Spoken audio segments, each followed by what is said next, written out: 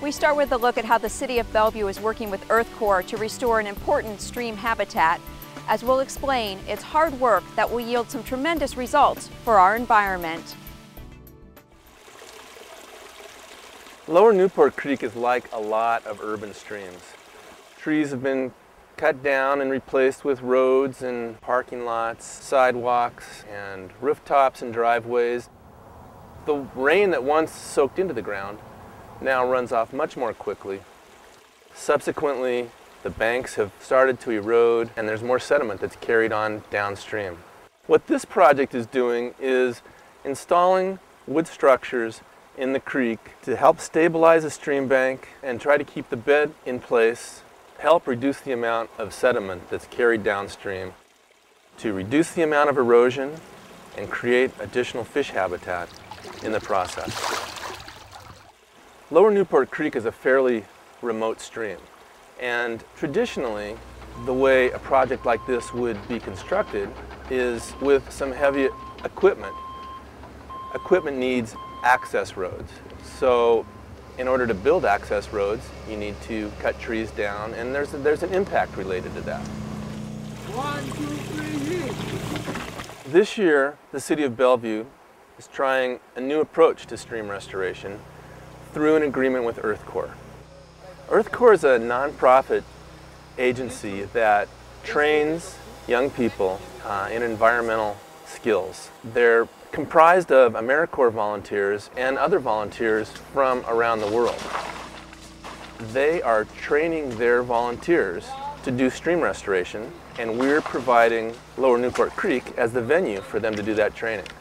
It's a really great win-win situation for the City of Bellevue because we're getting this great stream restoration project at the same time as enabling EarthCorps to train its volunteers in these environmental skills. I think the experience here will be so useful when I go back home in Ghana. Yeah. EarthCorps crews have carried in 300 logs by hand. They were unloaded at several locations and carried in by hand from those locations. They're working with our consultants, Natural Systems Design, who are helping guide them about where and how to place the wood. The wood's placed along the banks to provide roughness, which slows down the water as it goes by, and to physically protect the vulnerable bank. After the structure's finished, we go through and pin all the logs together so that they stay in place.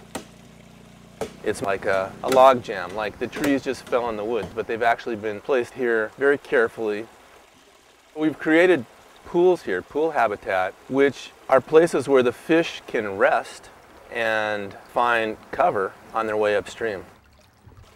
But you look at all these logs around me and you think that they must have hired a bunch of brutes to carry in all this wood. But you look at the crews, they're men and women in all different shapes and sizes from all different parts of the world, and it's just so great seeing them work together to accomplish this project. Because it's not only building the stream, it's building community. In addition to the logs, we're putting this coconut fiber mat to hold the soil in place, and we'll be coming back later this fall to do some additional planting native vegetation that does well in this kind of riparian environment. This project is almost complete now, and it's creating great habitat, it stabilizes stream banks, and it's going to be here for a long time. In a couple years, you'll be able to walk up this creek and hardly tell that there ever was a project. As the vegetation grows up around them, it's going to look just like a stream would in a very natural environment. Next, police forensics technician Sean